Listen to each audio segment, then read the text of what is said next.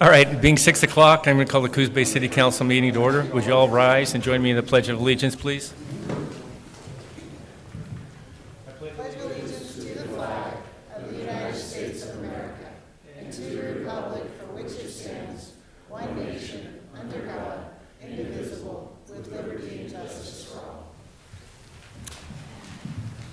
Thank you and welcome everyone.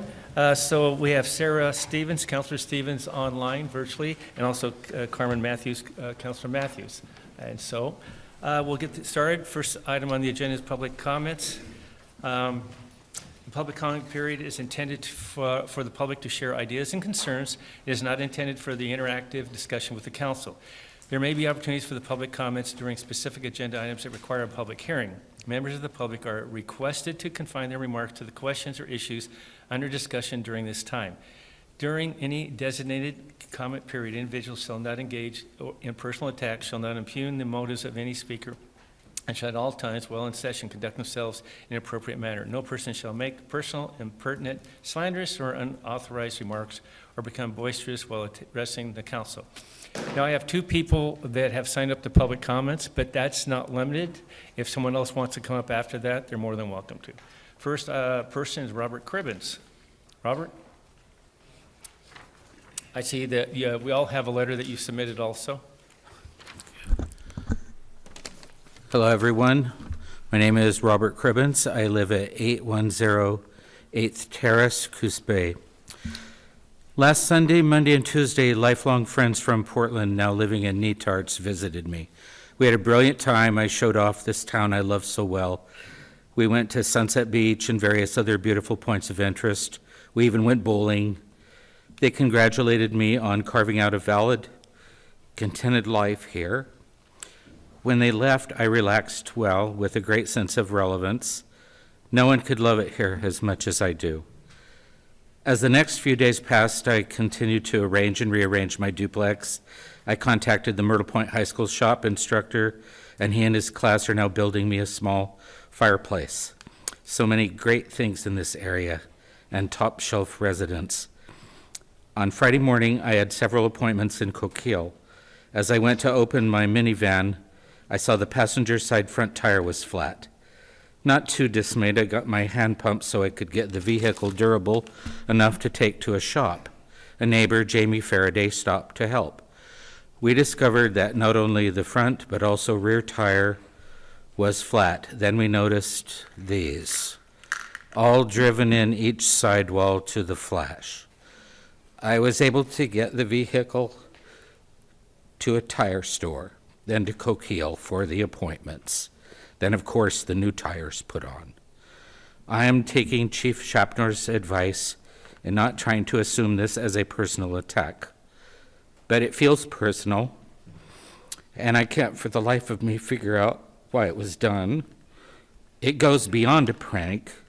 To me, it appears as a violent, deliberate crime executed to cause damage with probable catastrophic results.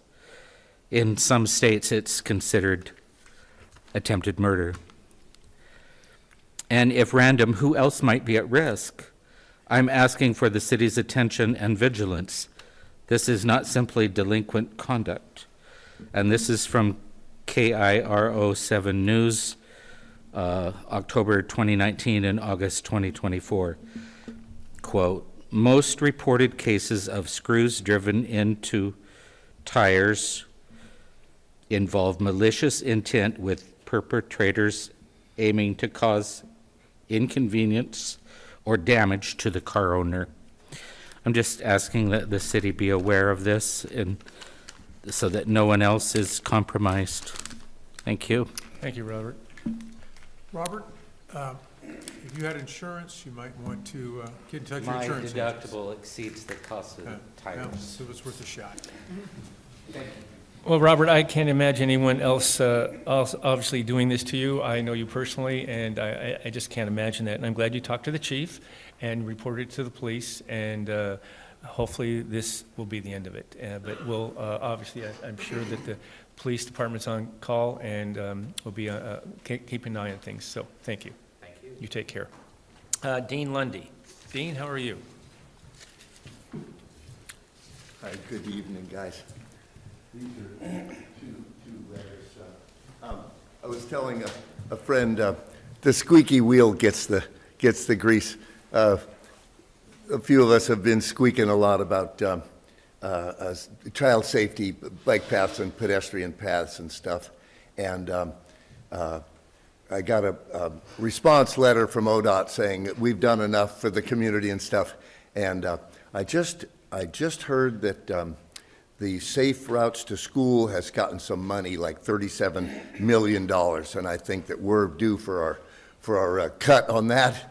And I thought that the second letter that I got back from ODOT was kind of a slap in the face, because we've been trying to, Sure. connect the boardwalk, just 101. And the problem is one of the problems they say is because of the little spur railroad track, they can't put a crosswalk across to the waterfront from Newmark all the way to, like a full mile you can't get across the 101 because of the spur line. Right. So anyway, thank you very much. Thank you, Dean. Keep being squeaky. Hopefully something will happen. Is there anybody else that would like to make a public comment? Hearing no one else would like to, we'll move on to the agenda. First item on the agenda is the consent calendar. I just want to point out in 3A, we have a grant for the Mingus Park restrooms for $343,464. Wonderful that we got that grant and going to get that done. And then the other one, 3B, is consideration to accept a state Oregon Parks and Recreation Department Heritage Program grant. We're one out of 8 cities in the state that have received this award. Great recognition, and it's an honor to receive this. And that's a $4,000 grant. With that being said, how would you like to proceed on the consent calendar? I move we approve the consent calendar. Second. It's been moved and seconded to approve the consent calendar as submitted. Are there any other comments or questions? Hearing none, I'll call for the question. All in favor, say aye. Aye. Aye. Any opposed? Hearing none, it passes. Action items. 4A, consideration to approve proclamation acknowledging the February 2025 as a Black History Month. Nicole? Yes, thank you. February has long been recognized as Black History Month, giving us the opportunity to acknowledge and pay tribute to the contributions African Americans have made to American history in their struggles for freedom and equality, and deepens our understanding of our shared history, as well as remembering the important and influential people and events in the history of African Americans. We did reach out to Jaden normally she would come and read for us, but was unable to attend tonight, so I'm going to read on behalf. Okay. So the proclamation, whereas the city of Coos Bay joins the nation in observing February as Black History Month, honoring the 2025 theme, African Americans and Labor, and whereas throughout history, African Americans have significantly contributed to our nation's labor force, from the agricultural work of enslaved individuals to roles in factories, the military, government, education, and beyond. And whereas the labor of African Americans has been instrumental in shaping the economic, cultural, and social landscape of the United States, including the development of self-help strategies, entrepreneurship, and organized labor movements that have fought for economic and social justice.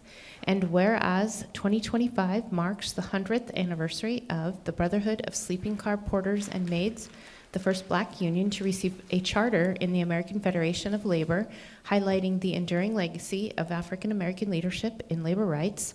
And whereas Black History Month provides an opportunity to reflect on the resilience and perseverance of African American communities in the face of systemic challenges, and to celebrate their contributions to the labor movement and society at large.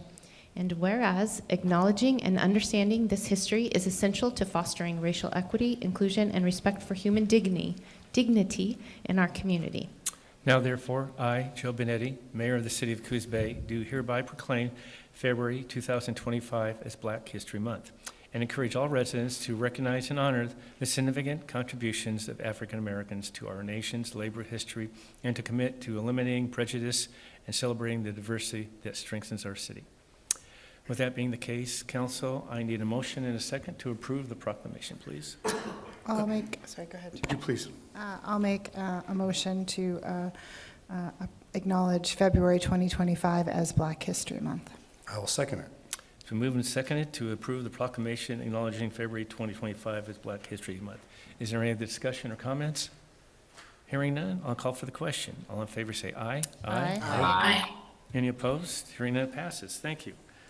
Next item, consideration to approve proclamation identifying February 2025 as National Burn Awareness Month. Chief Atkins. Good evening. National Burn Awareness Month, observed each February, focuses on preventing burn injuries and promoting safety education. The month highlights common burn hazards such as scalding liquids, open flames, and electrical sources, emphasizing the importance of vigilance and preventative measures, particularly for vulnerable populations like children and the elderly. It encourages fire departments, healthcare providers, and communities to raise awareness about burn prevention through proper safety practices and education. Tonight we have Luke Lucero, firefighter engineer, with us to read the proclamation. Hi, how are you? Good. Thank you for doing this. Yes. Whereas National Burn Awareness Month, observed annually each February, serves as a critical reminder of the importance of burn prevention and safety education in our communities.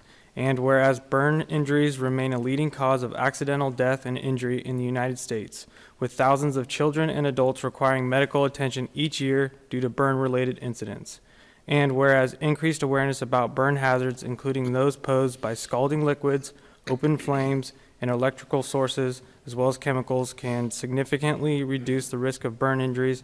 And whereas the theme of National Burn Awareness Month emphasizes the importance of constant vigilance and proactive measures to protect vulnerable populations, particularly young children, the elderly, and individuals with disabilities. And whereas fire departments, healthcare professionals, educators, and community leaders play a vital role in promoting burn prevention strategies, including the proper use of smoke alarms, fire extinguishers, and safe cooking practices. And whereas National Burn Awareness Month provides an opportunity for all citizens to renew their commitment to fire and burn safety, thereby fostering a safer environment for our families, workplaces, and communities at large. Now, therefore, I, Joe Bendetti, Mayor of the City of Coos Bay, do hereby proclaim February 2025 as National Burn Awareness Month in the City of Coos Bay and encourage all residents to observe this month by engaging in activities that promote education, prevention, and the support for burn survivors and their families. With that being the case, I need a motion and a second to approve that, please, this proclamation. I move we approve the National Burn Awareness Month proclamation. I'll second. Okay, been moved and seconded to approve the proclamation identifying February 2025 as National Burn Awareness Month. Are there any other comments? Hearing none, I'll call for the question. All in favor say aye. Aye. Aye. Any opposed? Hearing none, it passes.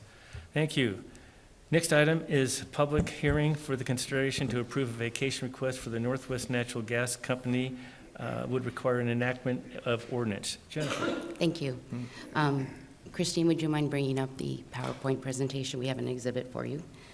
So a right-of-way vacation request was submitted by the Northwest Natural Gas Company for a portion of Kingwood Avenue west of North 7th Street and a portion of the alleyway between tax lots 400 and 100.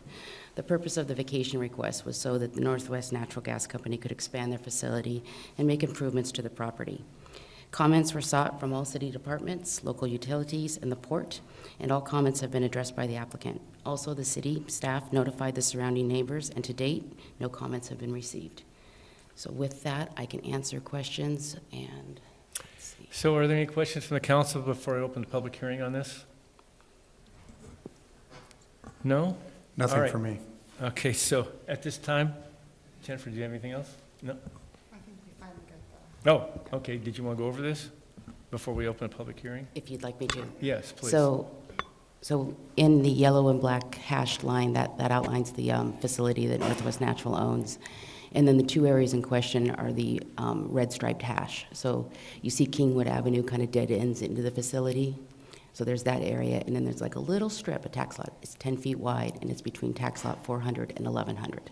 So those are the two areas. Okay, so I'll go ahead and open the public hearing for consideration to approve vacation request from Northwest Natural Gas. Would anyone like to make a comment? Please just come up and give us your name and the city you reside in. No comments? Okay, I'll close the public hearing. Council, how would you like to proceed? We need to pass an ordinance enacting this. I move we enact ordinance vacating Kingwood Avenue right-of-way west of North 7th Street and a portion of the alley between tax lots 400 and 1100. I'll second that. It's been moved and seconded to enact an ordinance vacating Kingwood Avenue right-of-way west of North 7th. You want to do the roll call, please? Yes. Councilor Cribbins? Aye. Councilor DeNovo? Aye. Mayor Benetti? Aye. Councilor Stevens? Aye. Councilor Kilmer? Aye. Councilor Niebergall? Aye. Councilor Matthews? Aye, but it's hard to hear you. Need to use that microphone. Apologies. Ordinance 583 has been enacted. Thank you, Christine. Next item on the agenda is a public hearing for consideration of a supplemental budget for 2024-25 fiscal year. Approval would require adoption of a resolution. Melissa. Yes, good evening. What you have before you is a supplemental budget for the current year, 24-25. This is to true up appropriation authorities the council gave us at the beginning of the fiscal year and to make sure we're complying with local budget law. We want to bring all these appropriations to actual. At the beginning of the year, we budget for what we estimate the carryover to what it's going to be. And if it's additional or less, we want to bring that to actual. We're additionally adjusting interest received this year, transfers between funds, additional loan proceeds, adjusting for the 911 center resources from other agencies previously not anticipated, and the fire department wildland fire response funds. And I can answer any questions you have on any of the categories specifically. Council, you have any questions about? None? The supplemental budget? All right. With that being the case, I need a motion and a second to approve the resolution 25-01. Don't we need public hearing? Oh, sorry. I apologize, and you said that. All I was right, like, did my I- apologies. So at this time, we'll open a public hearing for consideration of the supplemental budget for 2024-25. If anyone has any questions or comments, please come up and give them to us. Just give us your name and where you reside. Anyone?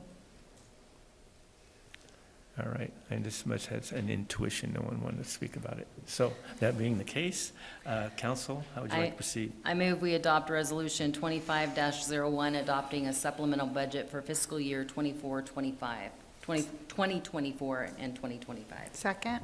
It's been moved and seconded to approve the supplemental budget for 24-25, adopting resolution 25-01. Are there any other comments? Hearing none, I'll call for the question. All in favor say aye. Aye. Aye. Any opposed? Aye.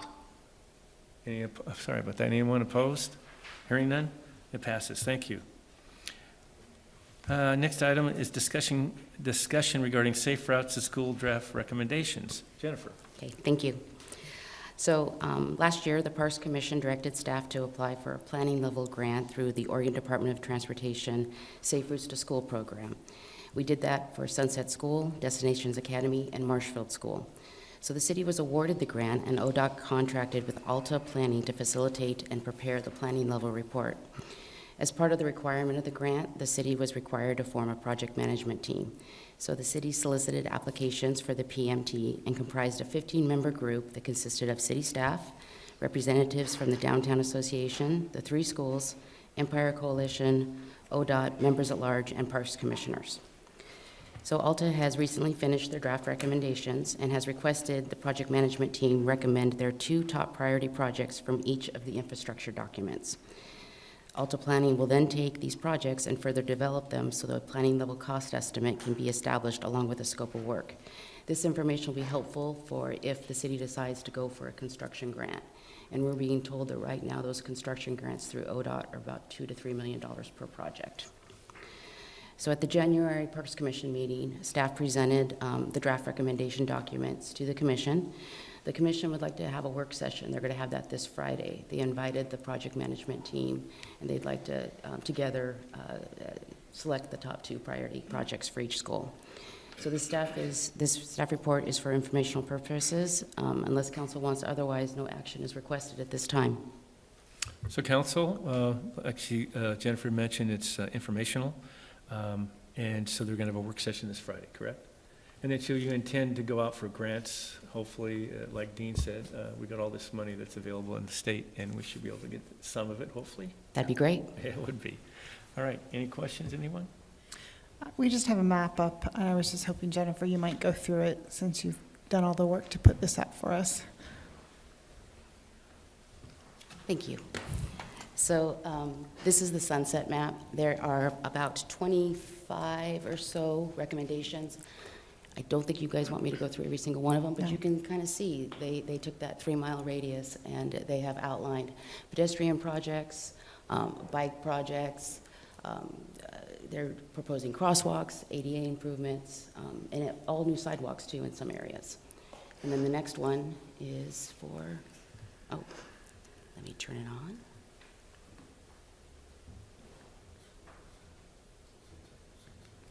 Okay. Here we go. There it is. Yeah. Thank you. So this is Marshfield. They combined Marshfield and Destinations just because from the radius standpoint, So they're very close. close to each other. And as you can see, the same thing. They proposed bike ped projects.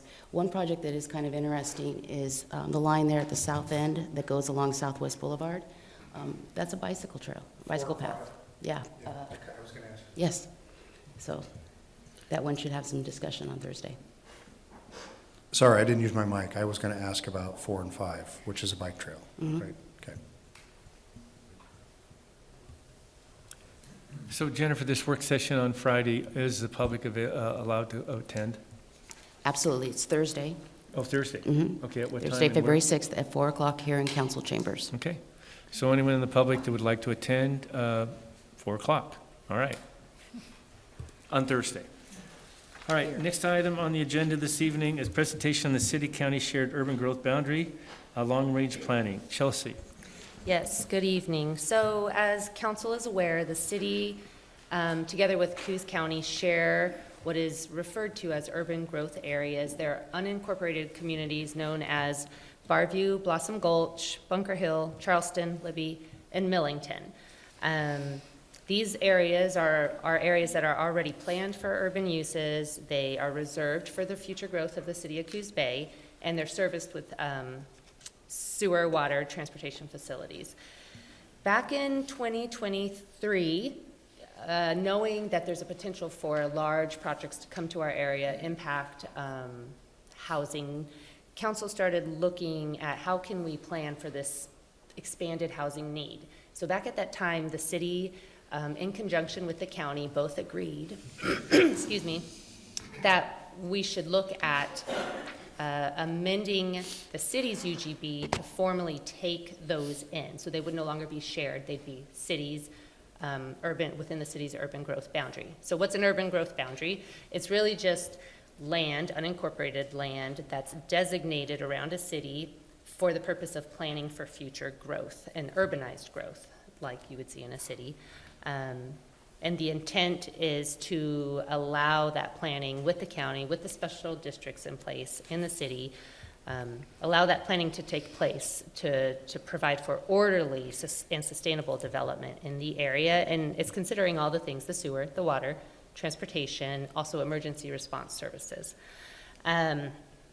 And so it's important to know that when land in a city's UGB, in their urban growth boundary, it's not automatically annexed to the city. Those are two different processes. It just sets you up in the future if and when a property owner would like to be annexed, this gives them the ability to do so.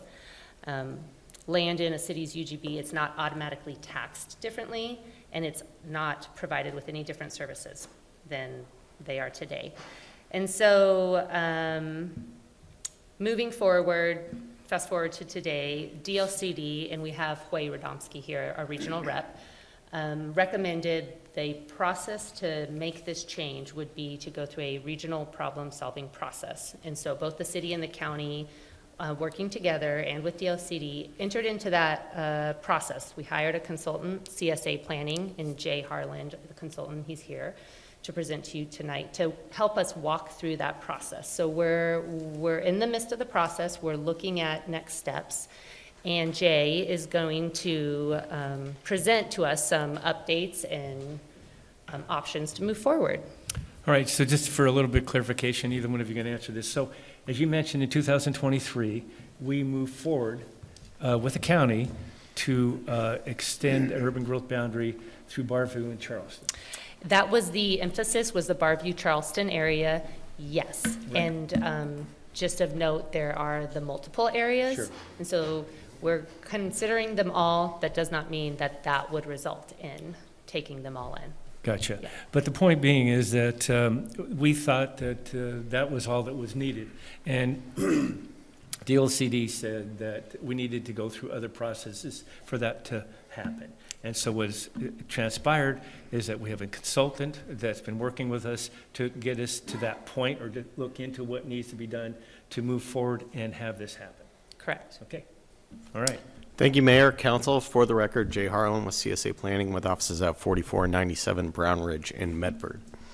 I think Chelsea did a good job kind of introducing the project and where we're at. I'd like to speak briefly, I think the staff and DLCD's sort of initial approach to in the scope of work was to start with some research and sort of figure some things out. I guess I'd say it took a little longer than I think initially expected, because it's a pretty interesting sort of history where the policy framework is, I think, pretty supportive of these areas being Coos Bay's growth areas, right? That's kind of the policy framework, both in the county's comprehensive plan and in the city's comprehensive plan. But and most of that started sort of in the early 80s, right? And then into the 90s. And it's kind of, how to describe it, that's how it's put out, but it was never super clear of here's the urban growth boundary, and here's the ordinance that says this is the UGB for Coos Bay. Most cities, right, when they did their original acknowledgements, these kind of areas were clearly there was just an ordinance and a map that says these are the areas that are in the UGB, whereas, and then the county would do a similar ordinance and say, we agree. Coos Bay, it's it was a little confusing, and it wasn't quite sort of that clear. Then you go forward in time to the late 90s and early 2000, and essentially both the city and the county took some very specific actions that actually made clear, even though some maps suggested those were a UGB area, they took specific actions. One was the city worked with DLCD, had them do what's called a periodic review work task to make their maps more specific, your zoning maps and stuff like that, because they were kind of big, thick crayon lines before, and it was tough to tell what applied where. So much more specific lines got adopted, and those very clearly showed a UGB that is pretty much just the city limits line, except for one little, 14-acre piece that's, I think, mostly kind of a wetland that's between North Bend and kind of pretty much in the middle between North Bend and Coos Bay. Meanwhile, the county went and adopted urban unincorporated communities for these areas, and set out zoning regulations consistent with, there's an administrative rule that specifically deals with urban unincorporated communities. Well, that rule doesn't apply inside urban growth boundaries, so it makes no sense to take that action if you're the county, if it's actually inside the UGB. Why is all this important, right? Because I think when it started getting studied, at the beginning, like Chelsea talked about, it's okay, well, we don't want to go through a big RPS process if in fact, really, CSA takes a fresh look at this and goes, hey, I think we've got an argument that this is already in the UGB. We just need and we have a lawyer on the project, and there's a process called validation, and you can basically go to the court and say, hey, this legal record's confusing, it's not clear. We're just going to we want to take the position that this is in the UGB. We think the record supports that. Well, as we got into the research, because of those later actions in the late 2000s and, or late 90s and early 2000s, even though the policy framework supports it, I think it's pretty clear that you wouldn't be in a good position to legally argue that's already in the UGB. Okay, so then fast forward to the next step is then to go, okay, well, what path is available? And I think staff and DLCD had already talked about, hey, RPS looks like probably the most efficient regulatory way to get there. But CSA was asked to kind of take a Jay, look. Can you tell everyone what RPS stands for? Yes. So RPS is regional problem solving, and we will get into some of exactly what that means in the presentation. Sure. So we were asked to take a look at that and go, okay, RPS is certainly an option, but are there other options? So that was really, those were the first steps that we did, is are there other regulatory options that appear viable from our perspective, and really what is that background research, and do we have to do this at all? Can we just say, hey, this is already in the UGB and take it to the court and get done? But no such luck on that. That's basically probably not going to, we would not advise the city or the county to do that. So what areas, Chelsea already ran through these, so I just thought I'd put those up on the map, but these are the areas that we're talking about. This is a generalized map, just to sort of show, and I know you guys are all familiar pretty much with where these areas are, but the actual particular lines, that'll be kind of one of the next steps, is start looking at exactly where these boundaries are. So I talked about the complicated history. I talked about the policy framework that's pretty supportive of these being the growth areas for the city, but we had some pretty specific policy actions that make clear that we couldn't legally sort of take the position that this is already in the UGB. Oops. There we go.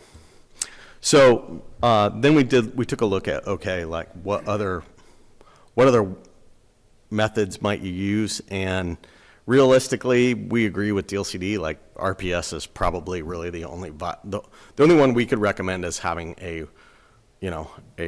reasonably high likelihood of success. And I'll get into that why in a minute. Let's see. Oops.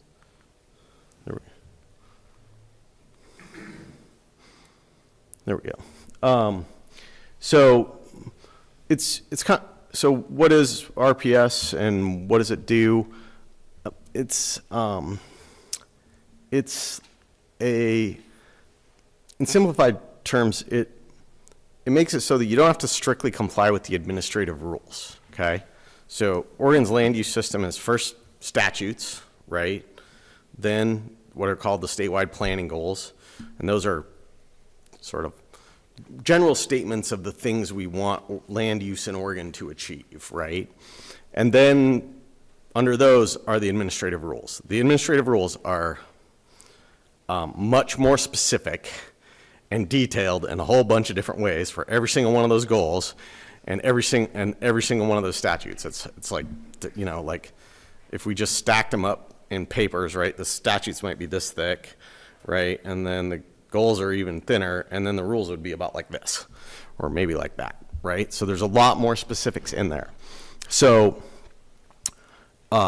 there were instances around the state where the particular application of the rules was potentially sending communities down a path that really wasn't advancing the goals, right? Because you were following the sort of the specific cakewalk of the rules, and you were ending up in a place that wasn't really in the direction of the overall statewide planning goals. So the legislature was like, hey, that doesn't really make sense to us. We want a process where if there's, and it had to do with localized circumstances, right? And the first major RPS project in the state was in the county where I'm from, Jackson County, where essentially the problem was first priority for UGB inclusion, if you don't have what's called urban reserves, is the inclusion of exception lands, right? Well, the way Jackson County is laid out, if the cities just grew into the exception lands, the end result would be the cities would surround the farmland. which was actually bad for the farmers. And so they were like, we don't want that. We'd rather use up some of the farmland near the cities and leave the other farmland out in the rural area, right? So you were ending up with an outcome by following the individual rules that didn't mesh with the overall statewide planning goals to preserve farmland and have compact urban development, right? So, so they created RPS. So what does RPS do? It lets you essentially flex the rules. Your end result needs to be consistent with the overall objective of the goals. It can't violate any statutes, can't flex statutes, but if it's overall consistent with the goals, when it comes time to take the legal actions for the land use matter, if there's rules that you don't specifically comply with, you can explain why you want to flex those under the RPS statute. So it's a pretty flexible and very powerful tool. RPS requires a statement of the regional problem and goals and objectives, and then to address the regional problem. So that's what you have to do. So this is my first crack of a draft regional problem solving, or draft regional problem statement. I can't even read that. I would need my glasses, and I'm not going to read it to you. I would like to make it less words. I actually, when we met with county earlier, talked to Commissioner Farmer, and I was like, hey, if you can get it down to 14 words, I'm all for it, right? But I don't. For Coos Bay's problem, it is kind of a highly technical problem that Coos Bay has with respect to the regional issue, right? And essentially, the regional issue is most cities, way back when they did their urban growth boundaries, these areas were put in the UGB, right? So since then, as times went along, the rules are written for most of the other areas where these areas are already in the UGB. And so the way you do a UGB amendment now, right, an example would be in Bend, right? Bend, I think 20 years ago when I moved to Oregon, was like 60,000 people. Pretty soon I think it's going to be 150, right? And so it's doing UGB amendments because the state is forecasting that their population is going up by 10,000, 20,000 people over the next 20 years, right? And then they got a plan for that additional land to accommodate those additional persons. That's how the UGB, this very specific administrative rules are set up. In the case of Coos Bay, it's really a different problem altogether. It's like the people are already here. They're in these surrounding areas. These areas could be made more efficient from a land use standpoint. There are opportunities to do some things, but as long as they're outside the UGB, you're pretty limited under the urban unincorporated rules that apply. You're limited in terms of what you can do. You're not really supposed to plan for major facility upgrades, like sort of capacity building things to sewer and water. You're also limited on the amount of square footage for commercial and industrial that you can do. So those areas then become limited. You're only allowed to grow them so much. So that's what the problem statement is around. This is our draft. I would say this is very much the public part of the process, right? In terms of the problem statement and the goals. That's the stuff I do actually want you to read it. I do want you to give your feedback to Chelsea, or you can give it directly to me. I'm pretty easy to find on the internet. I want that, and we want it to be as concise as it can be, and we want it tailored to the exact problem that's in Coos Bay. So RPS does require effort, though. I felt compelled to put this in the presentation. The statute requires an agreement between the parties. In this instance, the parties would really be the city and the county. So it's a little narrower than the one in Jackson County was actually 7 cities, and one of them dropped out at the last minute, which made for a challenge to get that project done. But even still, like, as my lawyer friend says, like, getting 2 people to agree on anything is hard, right? So we have an agreement that needs to get put into place. It needs to set out the problem, the goals and objectives to address the problem, something the statute calls incentives and disincentives, which is kind of carrots and sticks associated with doing RPS. and then corrective measures, which is presumably in other RPS agreements, then that specifies what the stick looks like if you don't do the things that you said that you're going to do, right? So first you have to agree on all that, then you got to follow through on it. So I also put this in there. Don't take these as like, this is not, you know, this is not Melissa Olson, like down to the point, you know, down to the penny kind of numbers. This is broad sort of orders of magnitude type money and effort and time that we're talking about here, just so that the council understands and the Board of Commissioners understands, like, you know, if we go down this path, like there's a lot of work that will need to be done, right? The RPS, the first thing is pretty unique to RPS. It's a, you know, it is primarily a planning exercise, right? And it's, I would anticipate this one to take 12 to 18 months. The statute says you got to get the sort of the main project done in 3 years is the maximum that DLCD will basically agree to under the revised statute. And that was actually directly the result of the Jackson County one, which I think took 12 years. So they're like, we're never doing that again. We need to do this in a reasonable amount of time, which I agree with. So, and so that's a pretty specific, unique kind of planning undertaking. Once that's done, then the next big thing is the facility planning, and that goes to looking at these different areas and figuring out, based upon the land uses that can be allowed now that they're in the UGB, which is much more permissive than what is currently allowed, what facility upgrades and master planning makes sense. I would say, and this came up in the presentation with the county, is, you know, there's a lot of engineering involved in that. Jennifer can speak to that. It's expensive when you do those master plans. They're not cheap, right? But you do also kind of have to do them anyways. So it's not like just because you do RPS, you're doing these facility plans where otherwise you wouldn't have to worry about it or you don't have to think about it. That's not true. You still end up doing these facility plans. But I think if the county and the city undertake the master plan process, or the RPS process, then the commitment on the back end, if the UGB is successful and is adopted and acknowledged, you're going to have some commitments to follow through on those master plans in, you know, with some expected timelines of getting those accomplished. Then once that's done, then there is a process of negotiating service agreements and urban growth management agreements. So how is this area going to be managed going forward? There's not a right or wrong way that can be done. In my experience, it's very specific to the community. One of the things I mentioned to the county earlier today was, you know, if RPS moves forward and this is done, and when it comes in, all these steps are done, and when you get to that step, I mean, it would not surprise me, or in fact, I can almost guarantee, like, if multiple of these areas are brought in, like the Bunker Hill and the Charleston Barview, I would expect those service agreements and management agreements, they're probably going to be different between those areas because they're going to have like unique things that are specific to those areas that need to be reflected in those. Now, the planners at the city and the planners at the county are going to want to make, where they can, make it the same, so it's one less regulation to keep straight. They're going to want to, but there's still going to be things in there, I can pretty much guarantee you, that are going to be different between the different communities. And that's a good thing, and that's also why it doesn't go very quickly.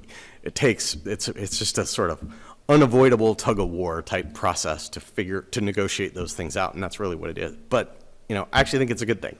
It's not fun, and it's not always perfectly clean, but that dialogue is what helps figure out those agreements so that it can be managed in a way that makes sense for the community, for the people who live there, and for the, you know, and for the city and the county who are trying to do the governance, and the socials and any service districts that are trying to provide services in those areas. So that's kind of as the, you know, that's time frame and approximate cost type order of magnitude for the level of effort.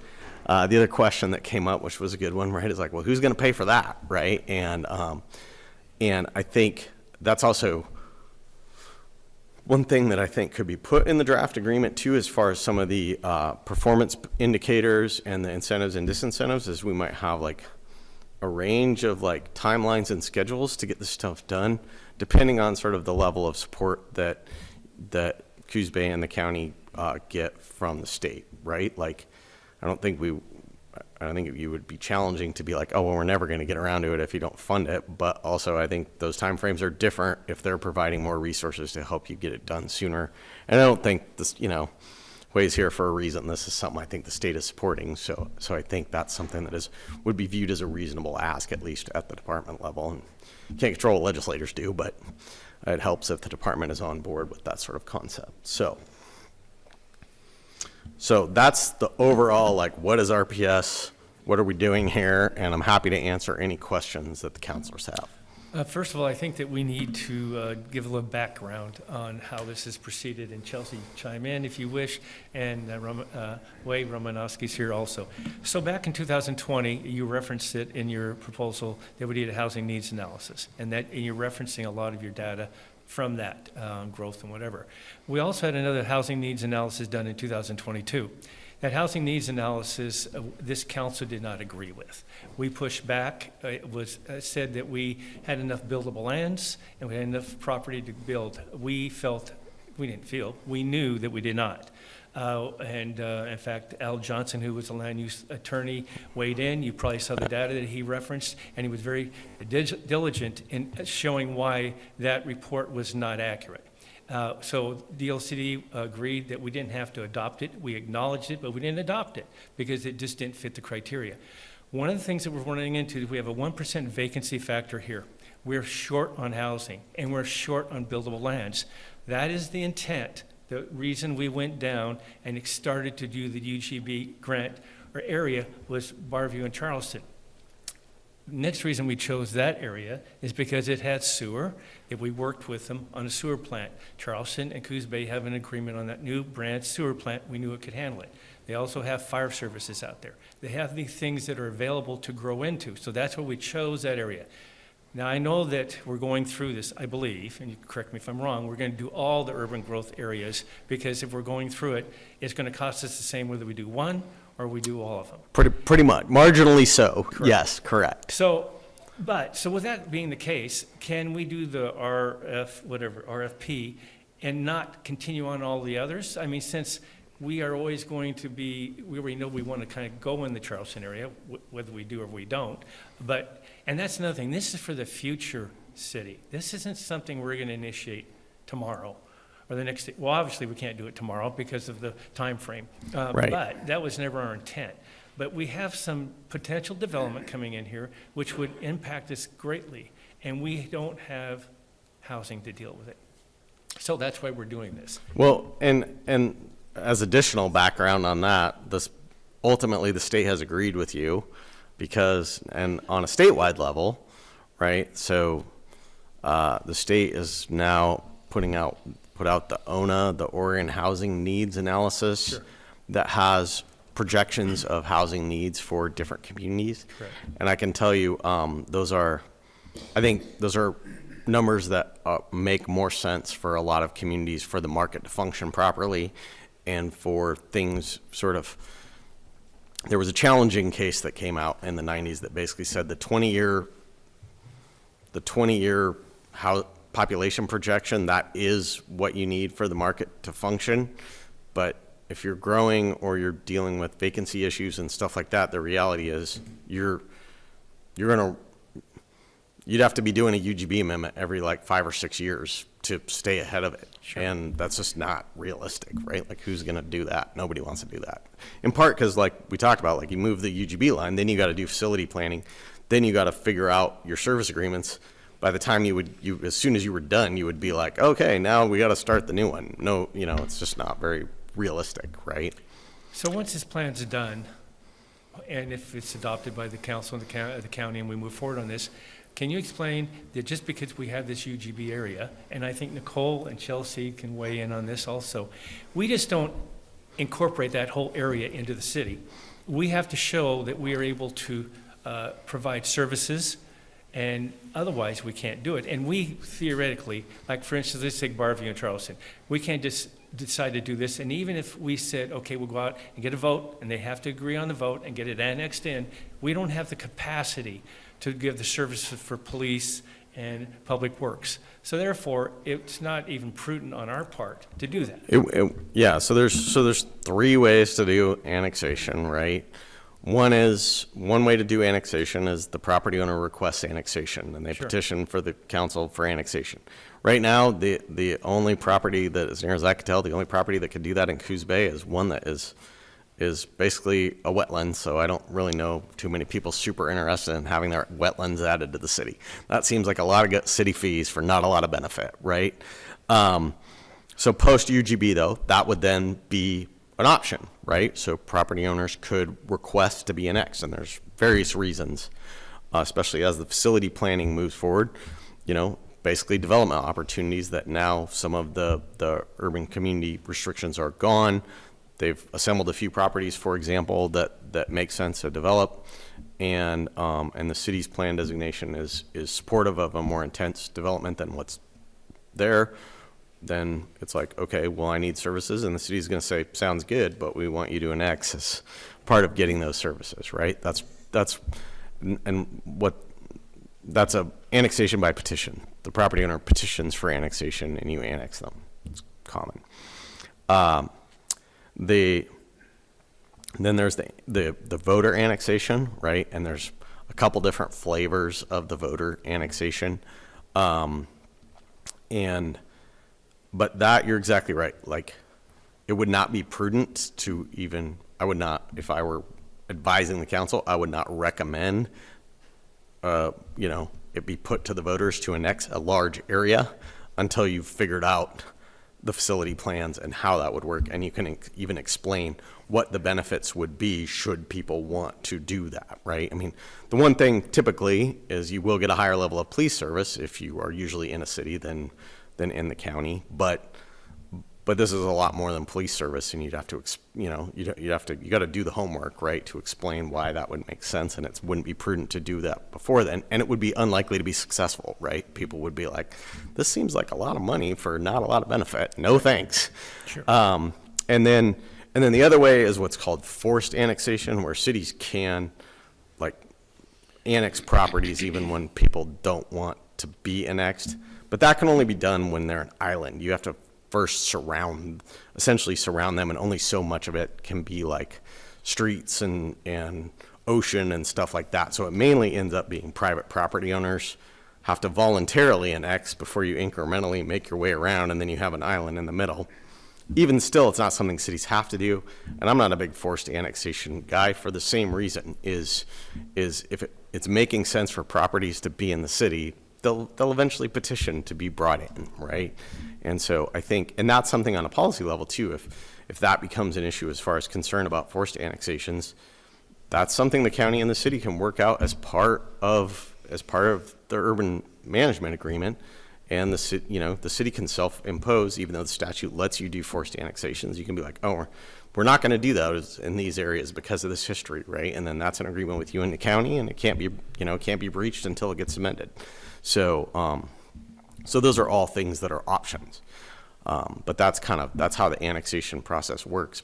But if you don't move the UGB, then those aren't even really any options. And I would point out too, if the UGB doesn't get moved for the petition annexation, using the police as an example, there may be property owners that would like to be in the city for additional police protection reasons. Right now, they basically can't. So adding them to the UGB creates a path for them, and so that creates options for those property owners that could be valuable over time. So we're just my intent, and the rest of the council, and I think the intent is to allow this UGB for future growth. It's not something that's going to be implemented immediately. And on that same note, the time frame, if the money was all allocated or available from DLCD, theoretically, and I sit on the LOAC committee, and I know that the state funding has some funds coming down, so maybe we can twist their arm a little bit and get it all. But if we theoretically could get it all, would that move this any faster? I mean, months, not years, I would say. The facility planning takes a while because the first thing that happens, I mean, the planning part, yeah, we can make that go a little bit faster, maybe call it 6 months, right? Okay. But on the facility planning piece, the first thing that happens is the engineers want to figure out what you've really got. And and in my experience, the cities are always like, oh, we've got a good inventory of what we've got. And then the guys who are actually going out and building the models, and it's all done in computer. All the hydraulic stuff is all done on computer models now. So it doesn't take relatively small like data problems and it won't come out right. So there's a process where they got to go through and sort of validate all the data before they run the model. Otherwise you'll, and you want them to do that, right? Because we, like in one little area of Medford, we had an area where they did it was a good overall master plan, but we figured out they had the invert wrong. And so it's like this whole drainage basin basically didn't work the way the model said that it worked. And then we figured it out and then the whole thing had to be rerun, right? So that's just kind of like a laborious, unavoidable process, right? And then the last piece is like on the urban, the management plans, right? And those pieces, I think what I would say is the better job you do on the master planning, the smoother that part goes, because everybody at least then trusts the data and trusts the money and financial components that go with the data. And if there's good trust there, it's very helpful in terms of negotiating what makes sense for everybody and can provide the best service for the people in those communities. Okay. I've spoken enough and asked enough questions. Anyone else, councilors, any other questions? I just want to have some layman terms kind of description. So when we're talking about these areas, I know you said it, but when we're talking about expanding the UGB, we are not incorporating them in the city. We are expanding the UGB, correct? Correct. What happens is, that's correct. And what happens is, post UGB, the current restrictions that the state puts on areas in the county that aren't in the urban growth boundary, regulatorily for land use, those can be lifted. And so a couple of examples of that would be, if I'm a private landowner. An example is in an urban unincorporated community, you're limited to 8,000 square feet of commercial building. And we did some preliminary analysis, and there's actually quite a few commercial properties already in these areas that already have 8,000 square feet. So what do you do if they want to expand? Right? So that's a lost economic, and once it's in the UGB, poof, gone. Then I have expansion, I can expand. That's right. Okay, so that's a benefit. That's right. Okay, and then what it also allows, it allows for us to participate in the UGB to help improve the development. When you talk about the engineering reports, you're talking about figuring out how we're going to get water and sewer and streets and all of that stuff laid out so that it works smoothly. Correct? That's right. And if it's not in the UGB, the city really has very little incentive to do much other than write the county a few letters and say, do it this way or do it that way. But in terms of like real skin in the game, there wouldn't be a good reason for the city to do that. I would advise against it. Right. So it lays the framework for that if at some point the city grows and expands and the city needs to expand for housing and other commercial development and property development in general, residential, that framework is already laid, and it moves that transition much smoother for everybody in those areas, correct? Yeah, it creates way more options than they currently have with the county. I mean, a lot more. Okay. Thank you. Anyone else? Yeah, I've got a question. Mayor mentioned that the city is supporting these new spaces, that there had to be some sort of we had to show that we could support these new spaces. Who are we showing that to? Is that to the state or to a particular regulatory agency? There's a few. Okay. I mean, one is sewer is a good example, right? Like DEQ doesn't like it if your sewer starts going out the top of the manholes. They get fussy about that, right? And so like a master plan for that is going to go to, Jennifer's going to take it to DEQ and get that reviewed and approved, and they're going to sign off on that as part of water. Also has a similar health authority review, right, to make sure that all those requirements are met. And then the other part, though, is I do think it's to the community from the standpoint of like, if in the future you were to go out for a voter annexation, right, that's really, again, going back to why I think that master planning or the facility planning piece is so important. That's a lot of what they're going to look at, right? Is like, is this really going to be better managed and more logical and make more sense for us financially in the future? So I'll give you an example. I gave this one to the county. When we did RPS for Jackson County, way back, it was a similar, like, way back at the start of land use planning acknowledgement thing. There's this area that is very intensively developed between Medford and Phoenix. And you guys are, I'm sure, a little bit familiar with Jackson County, right? So between Medford and Phoenix, there was this area out in the county, substandard infrastructure, this water district called the Charlotte Ann Water District, just not really great, right? So when they were doing their plans originally, the county told Medford, you need to take this, and Medford said no. And then they told Phoenix, you need to take this, and Phoenix said no. And so then the county said, okay, well, in my comprehensive plan, I'm just going to write in the comp plan a policy that says, I'm not giving you any new UGB amendments unless one of you agrees to take it. So then roll forward, now an RPS project is going on. It's like the county's like, hey, we've got this policy, like this needs sorted out, right? Okay, so there was some tug of war back and forth, or really, I guess it was more of a like, no, you take it, you take it, right?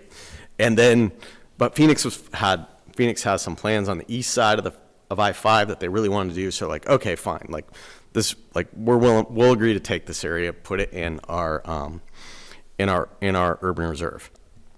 Part of why they were resistant was the expectation was this area was never going to annex, right? It was full. I mean, this area is fully developed, like water, sewer, everything is fully developed for what it was, and there just wasn't like a lot of intensification that was even possible in that area, right? Other than a handful of swatches of land. Okay, so fast forward, Phoenix wants to do the stuff on the east side. It does its UGB amendment as required and includes this area.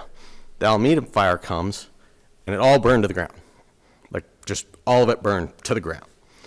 What turned out on the rebuild, the Charlotte Ann Water District and some of these other things, like, they really needed the city to be available to help with the rebuild and basically sign on the dotted line with grants and a whole bunch of other things to make it viable. Well, the end result is all that land got annexed, and all those property owners were fine with it getting annexed. Now, you don't want something like that to happen. I'm just pointing out, it had the advanced planning not been done and that land not been in the UGB, even if all the financial things had changed and all of a sudden it makes sense for this to occur, the answer from the state would have been like, cool, like spend 2 years getting the UGB done, and then we can talk about annexing this and allowing you to do more development, right? That would have been the answer, and they wouldn't have been wrong. So I think that's, I mean, maybe you get a statute passed that circumvents it in that sort of, emergency situation, but because that advanced planning was done, then people's attitudes changed about whether they wanted to be in the city of Phoenix or not. Can I add, just real quick, clarify? So Councilor Niebergall, you were asking, what is the agency that says you need to show a need? And Department of Land Conservation and Development kind of regulates our implementation of Oregon's statewide planning goals related to urban growth. And there are certain rules in place that show how a city documents whether or not they have enough land for housing, whether or not they have enough land for industry. And those rules in place that you have to play by, technically, don't equate to what we know to be the actual need in the area. And so DLCD is in a position where they can't technically accept where we feel we're at because they're bound by the current rules. And so there is work in the state legislature to change that. But as it is now, we can't technically meet the letter of the law because we have a housing needs analysis that says you have enough land, you're good. That's what we're trying to work through is, no, we don't agree. And hey, we also have this unique situation where we're kind of living, our urban growth management agreement was set up under old Goal 14 urban growth rules. And as Jay had mentioned, over time, in normal situations, the rules adapted with normal situations. We aren't in a normal situation. So we're trying to resolve that through this regional problem-solving process. Yeah. And on the land use planning side, Chelsea's exactly right. It's really DLCD. That's who you have to convince. And what she said there is right too on the land use planning side, which is meeting the rules for a UGB amendment for Coos Bay you couldn't do it. It just wouldn't, the math wouldn't work. Like if we did the work, we would just send you back a report that says we did the math and you can't have a UGB amendment, right? But under the rules, but that's what RPS lets you get out of. So that's why we think it's a good idea, because what we can do is say, yeah, but goal 14, which is supporting intensive urbanization in cities, that's what this is doing, right? By including these areas in the UGB, it creates that opportunity for these areas to further urbanize, and allows the facility planning you need to do to make that happen make sense to the city to be involved in, right? And so you're going to meet the intent of the goals. I think it can be done without violating any statutes.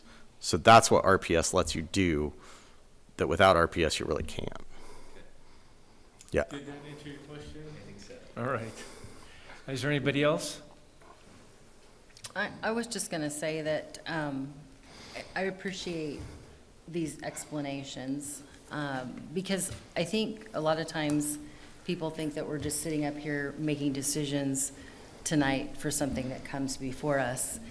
And the reality is we're sitting up here a lot of times, yes, that's happening, but we can't just be making decisions on the fly. We have to be planning for the future, and that's what this helps us do. So when and if somebody comes to us and says, I want to be annexed into your city, we have done the analysis prior to, so we're ready. We have the infrastructure, we have the facility information, all of that is in place. So when that does happen, or there's an explosion, I mean, you talked about Bend, you talked about Jackson County. Those things, if they had not taken care of it, would have been problematic in those situations. Yeah, And so that's what we're dealing with here. But there is another process that has to happen, and I think you outlined that very nicely about the next steps once this planning is done. The planning is the most boring part of it. I mean, it really, boring, but like everyone agrees, it's boring but necessary. Exactly. I see where the mayor is going. Boring but required. Yes, that's true. Yeah. Carmen, you had a question? Yeah, I'm not sure if I heard this right, but you're saying that as we expand the urban growth boundary, it's not necessarily that we're expanding the city limits, or is that what I heard? It was in response to Councilor Cribben's comments. Is there a different designation between urban growth areas and city limits? Yes, that's absolutely true. There's a whole separate statute, which is not a land use statute, for annexation. The issue is annexing land that isn't inside an urban growth boundary isn't generally a benefit to any property owner, so they mostly don't do it. It is technically allowed under statute, and it's done in very rare instances, usually because the city usually ended up in some context was gifted some land that has like an open space value or something like that, and then they want to put it in their city limits so that it's a little easier for them to manage as an asset. But it's not like a city. Like you wouldn't usually go out there and be like, oh, this is part of the city. You would only know if you check the tax records and you know about the city and you go, oh, that's happens to be a city property in a city managed park or whatever. Did that answer it, Carmen? Okay. Yeah, I guess, I'm thinking of like the most recent, example I could kind of see is that my child goes to Lighthouse School and is just outside the city boundary, the city limits. So this would be in the urban growth boundary, which is, it's part of Bunker Hill. So then the city would be managing that, but it still wouldn't be in the city limits proper. Am I getting that correctly? Correct. Yeah, and Jay, can you confirm most cities, their UGB is larger, circumference around their city proper jurisdiction? Yeah, so that's what it's, like I said, like somehow this didn't happen for Coos Bay, but everywhere else it was the reverse, right? Like Klamath had up whole areas around Klamath where they're like, we don't want to be in the UGB, and basically the state was like, we don't care. This is near an urban density. You're putting it in the UGB, right? And so we've been working on a Klamath UGB project, but I didn't crunch the numbers and my GIS guy would be annoyed that I would do it off the cuff, but I'm going to do it off the cuff and say, I'm going to guess the portion of Klamath's UGB that is not in city limits is bigger than the Coos Bay city limits. Like, that's the relative size, right? So it's an unusual situation that you would have a city the size of Coos Bay where the UGB line is effectively just the city limits for the whole. That's not the way it's supposed to work, right? And going back then, circling back to YRPS, right? It's literally not how it's supposed to work, except for the details of the rules.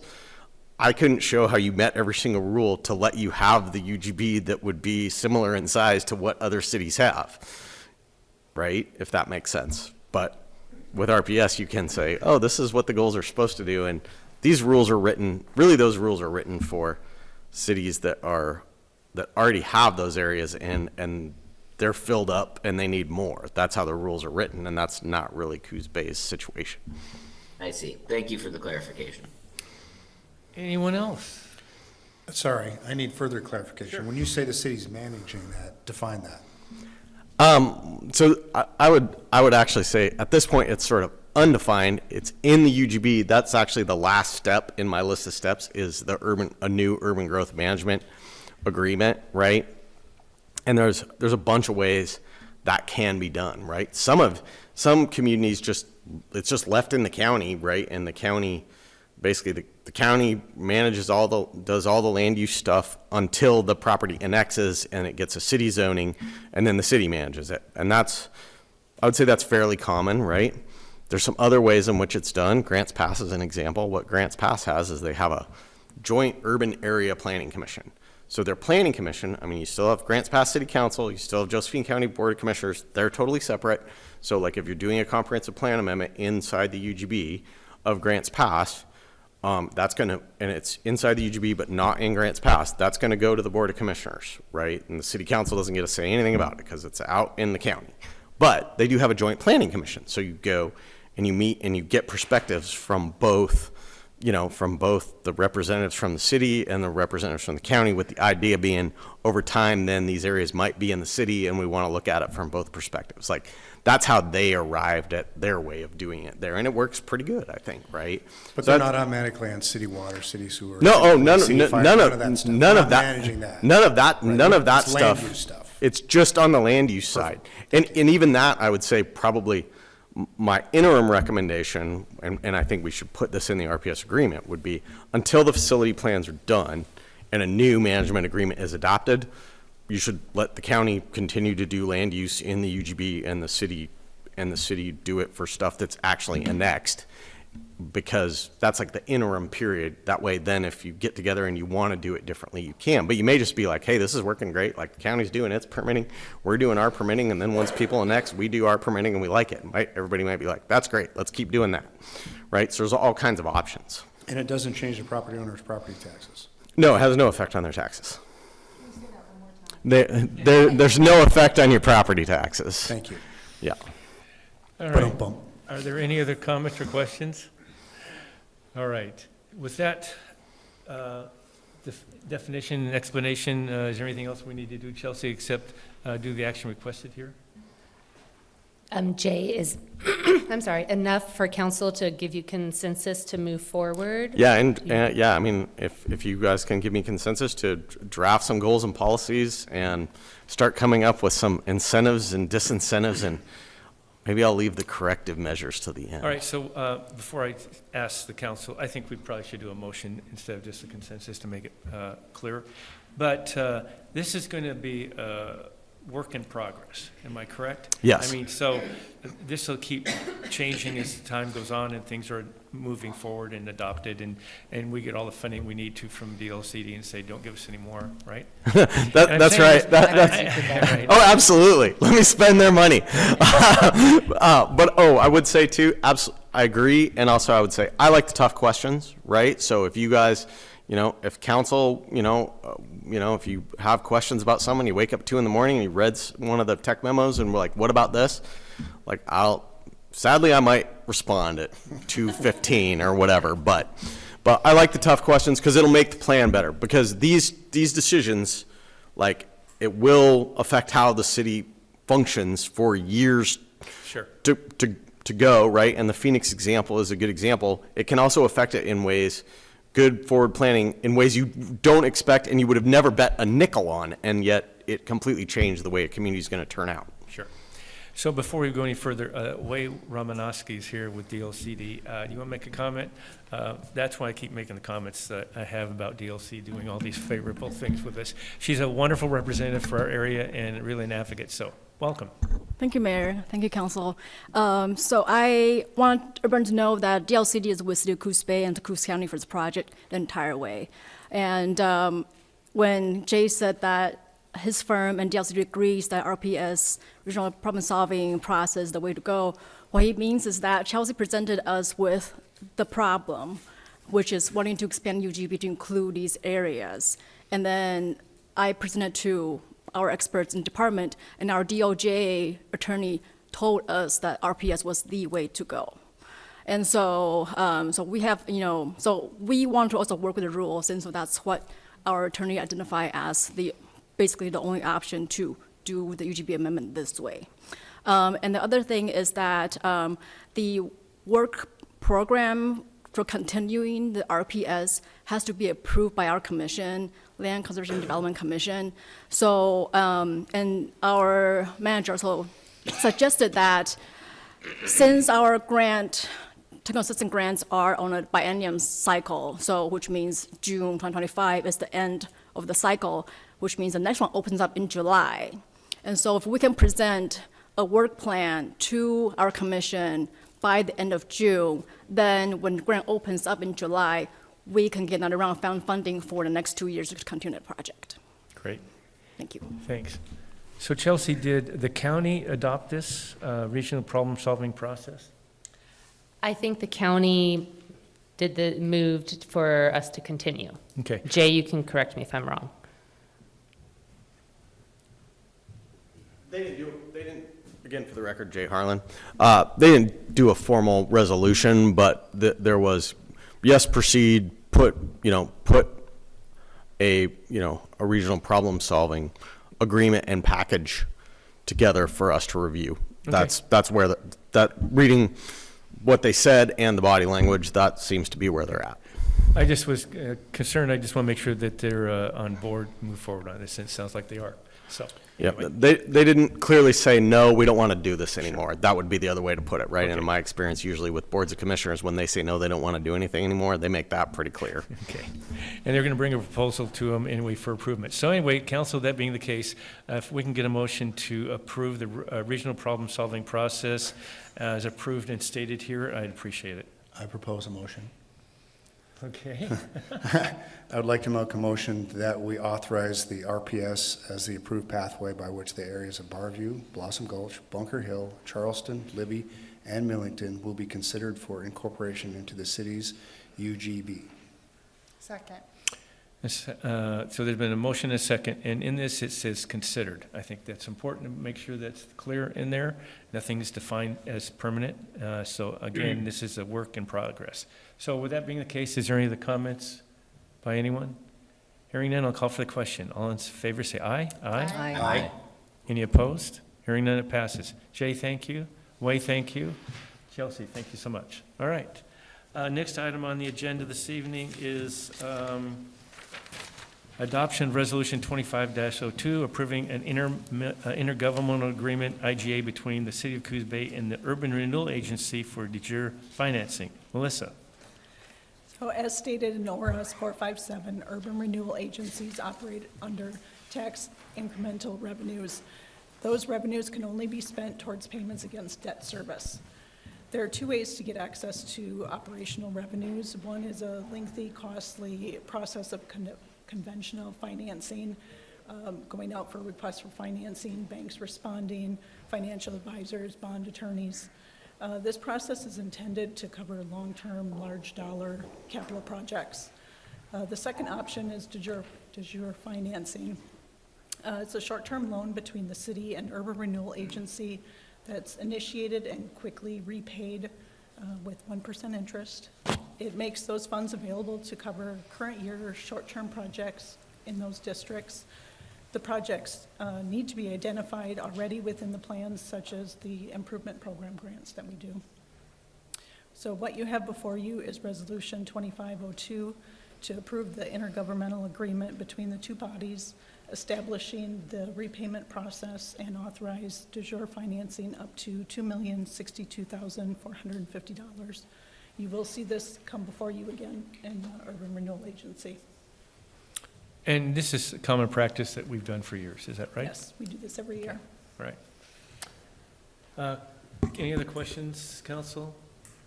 If hearing none, I need a motion, please. I'll make a motion to adopt Resolution 25-02 to approve an intergovernmental agreement between the City of Coos Bay and the Urban Renewal Agency of the City of Coos Bay and authorize up to $2,062,450 in de jure financing budgeted to fund planned projects, of which $579,100 will be for the Empire District and $1,483,350 for the downtown district. Second. It's been moved and seconded to adopt Resolution 2502 for de jure financing between the city and the Urban Renewal Agency of the Coos Bay. Any other comments or questions? I just wanted to say de jure. All right. Hearing none, I'll call for the question. All in favor say aye. Aye. Aye. Any opposed? Hearing it passes. The next item on the agenda has been postponed, dedication of privately constructed sewer improvements along Park Place. I imagine, Jennifer, that'll come back before us. Okay. All right, with that being the case, city manager's report. Thank you. I'm going to take this opportunity to share a few things that we shared at the last meeting. We had a little bit of technical difficulties, and I think it's worthy of kind of bringing those back in case there were not those who were here, who were able to hear, but maybe were attending online. So just kind of go over those things one more time. Sorry for the duplication, but I think they're kind of important items. One of the things last time that I provided was an update where we were at the time with the Gussie's property. That's the property that's at 1088 Newmark. Sorry, trying to remember the address. At the time when I was talking with you at the last meeting, staff had a planned meeting with the property owner Thursday, which would have been after the Tuesday meeting. That has since occurred. We understand that they are undergoing the necessary efforts to start the demolition process, and that includes getting bids. And they are looking at a 90-day time frame for that to be completed. The second item that I talked about was the Inglewood School property. We are having some conversations. You may remember that several years ago, the Inglewood School burned, and at that point, and following several years of non-payment of taxes, the property was foreclosed upon, and the county took ownership of the property. The city partnered with the county to come in and use some of our sponsorship option dollars to clean that property up so it'd be ready for redevelopment. We entered into an IGA at that time, identifying the preferred development for that property. That was a number of years ago. We're looking in 2021, I believe, is when those agreements were signed. And we've not had movement on that property, primarily because it was identified as low-income housing. So we're having some conversations right now with the county, looking at potentially opportunities for revising the IGA, potentially looking at ownership options to be continued. That's kind of where we stand right now. But we're at least we are in conversations with them, which is a great opportunity. That's not been something before. So we'll see where that lands. It could be an amendment to the IGA. It could be us having ownership and then being able to do like we've done in the past, where we, can go out for an RFP for development of that property. If you so decided that something different than what was previously agreed to is something we should look at. a different type of housing might be an option, so. So, but I hate to interrupt here, Nicole, but the intent, and I mean, unless something's changed, I think Nate has talked to the county council, and the intent is that we're asking for ownership to be transferred to us. That is our goal. Yes, that's what we're working on. Right. Yeah. Because otherwise, it's a moot point in a lot of ways, I feel, but that's something to be discussed. But that's the intent and the direction Yes. that we're heading in. And so Nate's been in conversation with county council and, Right. and just, yeah, And that'll be done determining tomorrow, the. that'll be done tomorrow, right, Nate?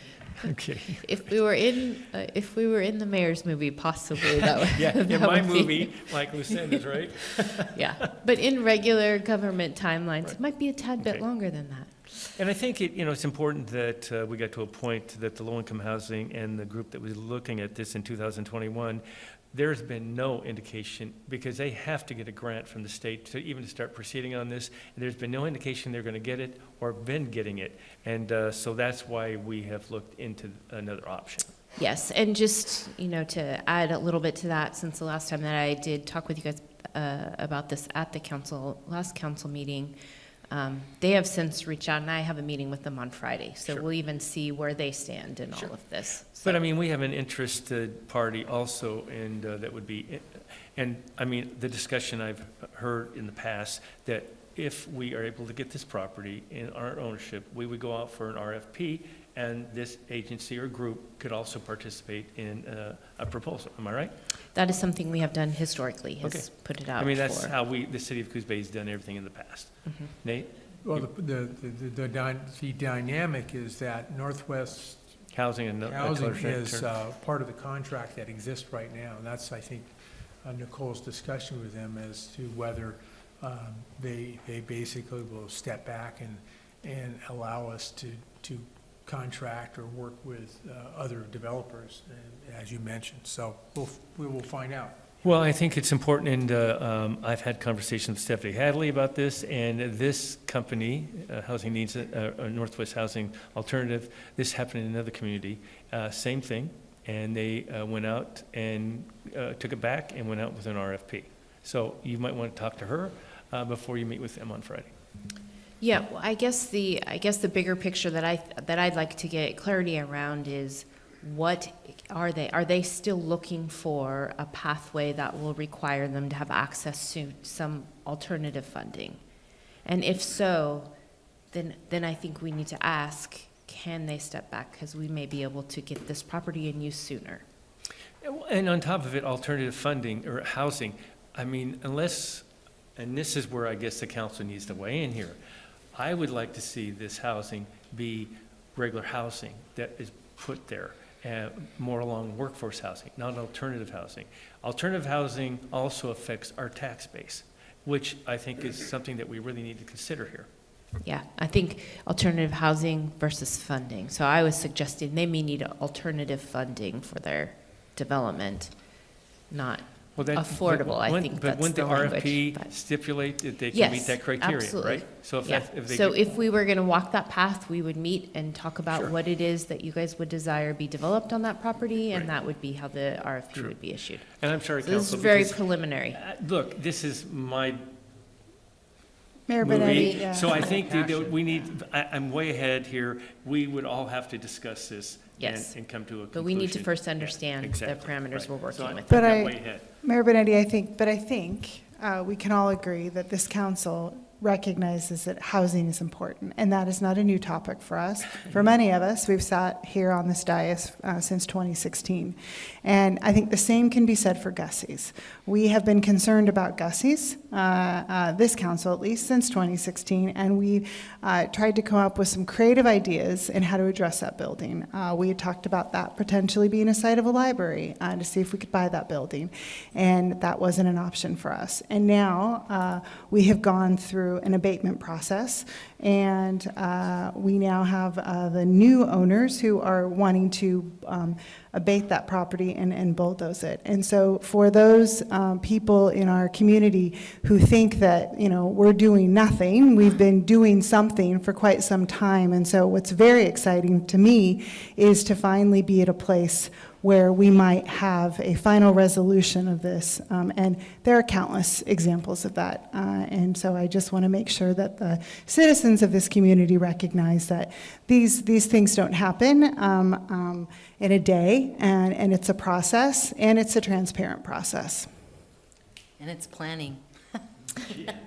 And I just wanted to add to that, that was very eloquently said, but also I want to add that with regards to the Inglewood property, I mean, I can say I'm just honestly surprised that it has taken this long. We thought we would be, honestly, I thought people would be living in housing at this point, and so that is frustrating because we knew then we had an issue. It has gotten worse since that point, and I don't think it's going to change. I think it's going to continue to get worse, and we've got to get something done. And also, the city has put $1 million into this project, $1 million, to clean it up and get it buildable. And here we sit. Anyway, a little frustration. Nicole, continue, please. Sorry. Understandable. So following that, I gave you an update last time about the Franco gas station. I'm not going to remember the address for that one for sure, but it's on Newmark in Empire. We are actually internally going to take that building down, potentially saving several tens of thousands of dollars in urban renewal. Essentially could have been that. My update was by the end of February. We were So are we just all going to go out there with hammers or something? How's this going to work, Jennifer? Our operations folks are going to take down the two buildings. Okay. So they have experience in doing this, and they're all geared. We are coordinating with Arcadia to do any testing that needs to be done. We don't see really any issues. So again, end of February, we'll have those two buildings removed. Great. Good news. And just as a reminder, the intention for that is to create a parking lot, which is much needed in the downtown Empire area. So, and then the last thing that I shared, or we kind of had an open discussion about, was the status of the community grants. The city normally puts out a request for grant applications this time of year in preparation for the coming year's budget.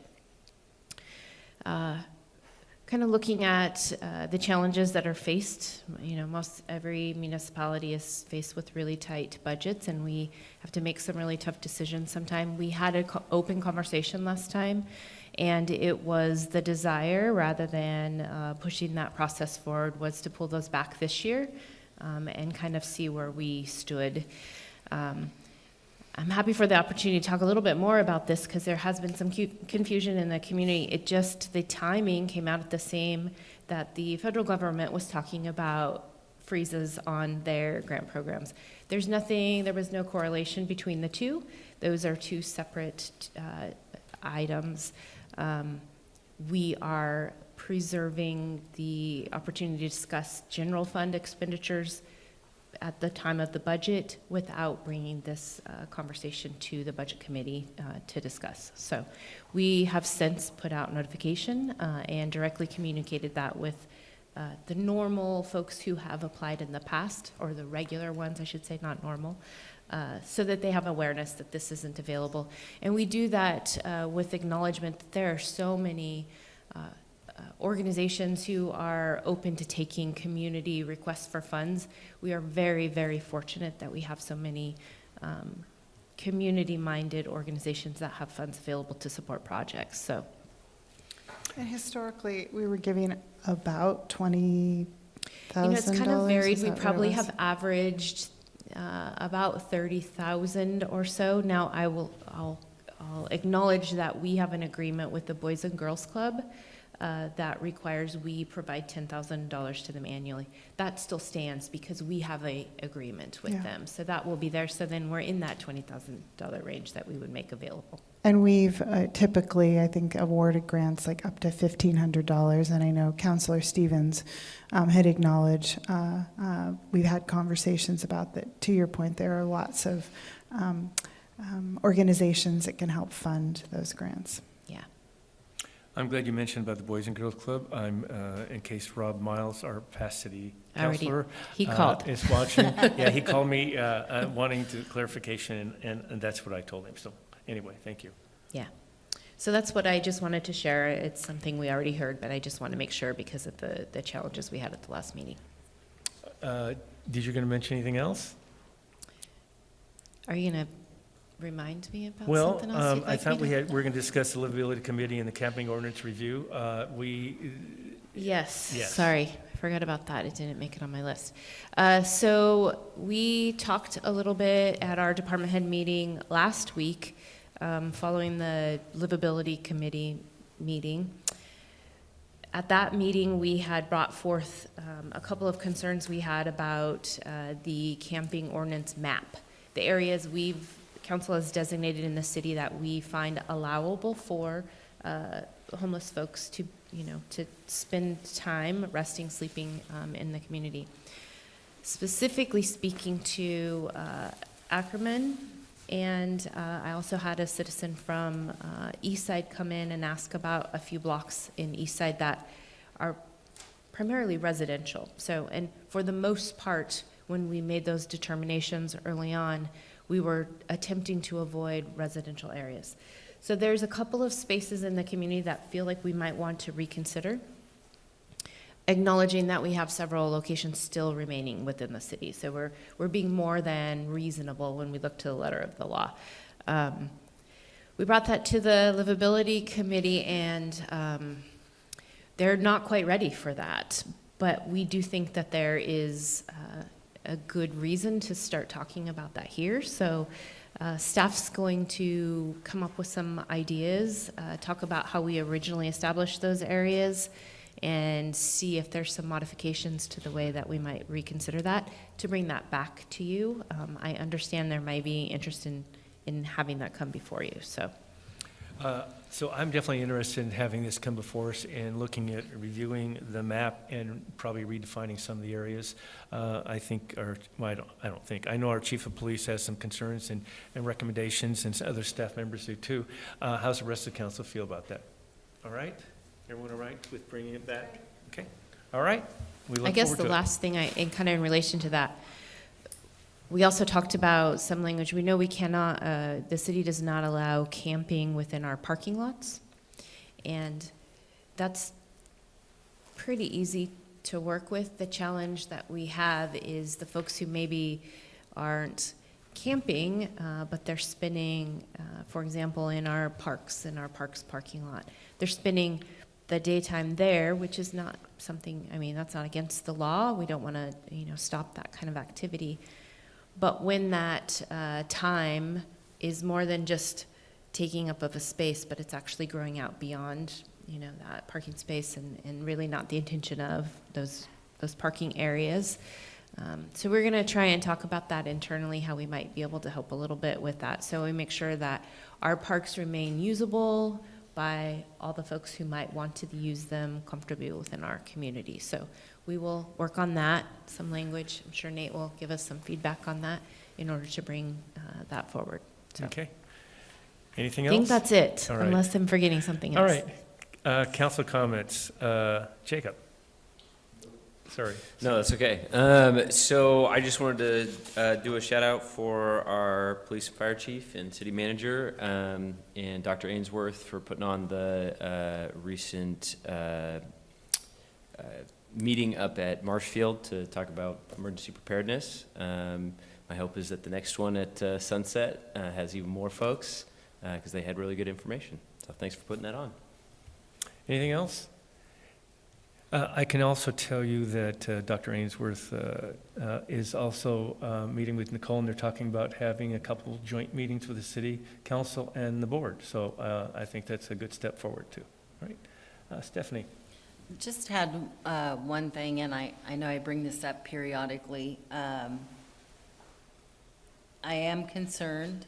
I know we're taking down the gas station in Empire, but with the housing that's going in on South Wasson, I am a bit afraid that we're going to impact the commercial buildings around that with people parking.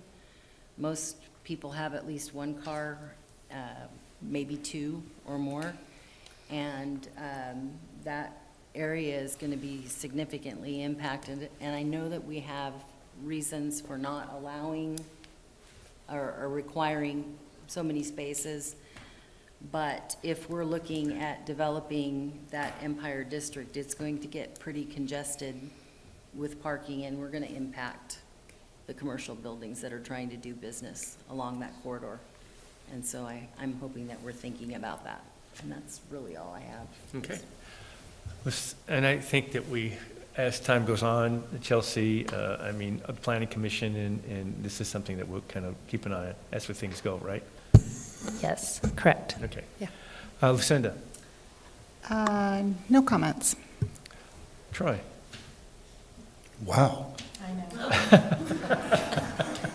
Be careful, she's right next to you. I'm used to the meetings. My comments tonight were going to be, kind of general in nature. I think that this council has done, and I'm new to this, but I think they've done a great job in communicating and have a wonderful long-term vision for this city and what they would like and the community would like to see. And that being said, I know it sometimes as a member of the public, it's difficult to understand the minutia of all these things that we're having to go through with this agency and that agency and this study and that study. And I realize it can be frustrating. And the truth is, it's not that you can't understand it, but it's that you're busy working, raising your family, and living your life. And so, for better or for worse, we've been elected, and that is our charge. And I suppose there's kind of a general statement of is you can be frustrated with the game or hate the game, but don't hate the players. We all understand that it is really frustrating to migrate our federal and state and all these local systems. And whether I like all of these regulations or not, at some point there was a reason some of these were instituted. And either way, they're there, and it's our job to navigate those. I want to commend, I was going to call it the Melissa Jennifer Chelsea show tonight, for all the work that they do behind the scenes to research and study all this and give us the information to help us make those decisions. Because frankly, that's more than a full-time job. The work that you guys do managing and understanding these different things and reaching out to the other experts and consultants and then summarizing it down so that we can make informed decisions for the betterment of this community. So we have a very conscientious council who has a great vision for the city, and we work within the system that we have to the best of our abilities. And I think that the staff we have make that much easier. So thank you, and good job to the council, and let's keep moving this thing forward. Thank you. Good comments, Troy. Thank you.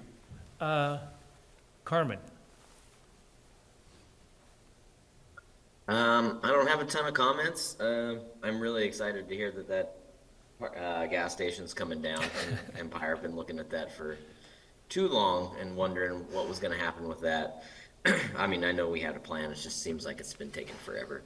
So glad to hear about that. And I would just like to throw out the balancing opinion that parking lots and various things are important, but infrastructure reliant not necessarily on motor vehicle access is very important. So I hope that also gets included in all of those planning goals. Anyways, it's going to be real cold out tonight, so everybody be safe out there. Cheers. Thanks, Carmen. Sarah? Yeah, piggybacking on that, I would agree with the comments about making sure that we have bike and walking infrastructure. And I was so happy to hear the report about the safe schools and seeing the opportunities that exist for us there. So thanks. That's all my comments tonight. All right, thanks. Believe it or not, my comments will be short. I just want to kind of piggyback on Troy's comments. I want to thank staff for what they do, all our staff. And without it, we couldn't move forward and do the development and economic development. And, our goals that we're going to be setting up on this Saturday, we're going to put a lot more pressure on them. Be prepared. I'm sure the list will be long, but you're always up to the challenge, and so I appreciate it. So anyway, I'll end those comments. So I just need to know on the process here, if we go adjourn and go into executive session, should we not do the urban renewal first and then go back in? Because because the public's here, and I didn't know if there's going to be weighing on a renewal. It's unlikely, but still. We can do either way. We're prepared either way. Okay, I'm going to postpone the council meeting, and then we'll go on to the urban renewal, and then we'll come back and go into executive session. All right? Okay. So we're postponing now.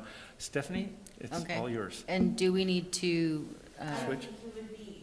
I think it would be easiest if we just keep going. Just and go ahead then and I can, yeah. call the meeting to order? Yes. All right, then I am going to call the Coos Bay Urban Renewal Agency meeting to order. And our first item on the agenda is public comments. Do we have anybody that would like to make public comments? Come on up. Up here? Sure.